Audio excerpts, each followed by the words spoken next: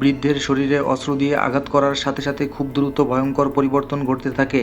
তার পিঠে ভেমরুলের বাসার মতো ছিল, সেখান থেকে অসংখ্য পোকা বের হয়ে জোয়ারের পানির মতো দ্রুত ছড়িয়ে পড়ছিল। এই ভয়াবহ প্রবণতায় সবাই আতঙ্কিত হয়ে পড়ে। তাদের মধ্যে থেকে একজন অস্ত্র দিয়ে প্রতিরোধ করার চেষ্টা করছিল, কিন্তু ভয়ঙ্কর পোকাগুলো তার শরীরের ভেতর ঢুকে যায়, মুহূর্তের মধ্যেই তাকে গ্রাস করে ফেলে। আর সে সেই তীব্র যন্ত্রণা সহ্য করতে না পেরে হাতে থাকা অস্ত্র দিয়ে নিজেকে শেষ করে দেয়। এই ভয়াবহ দৃশ্য দেখে আরেকজন সেখান থেকে দৌড়ে পালিয়ে যেতে যায়, কিন্তু পোকাগুলো তাকে ধরে ফেলে। বৃদ্ধটি একটি বাঁশি বাজাতে থাকে, আর সেই বাঁশির শব্দ শুনে পোকাগুলো আরও আক্রমণাত্মক হয়ে ওঠে, একে একে সবাইকে শেষ করে দিতে থাকে। সেই দলের প্রধান বৃদ্ধের উপর ঝাঁপিয়ে পড়ে, আর তাদের দুজনের মধ্যে তুমুল লড়াই শুরু হয়।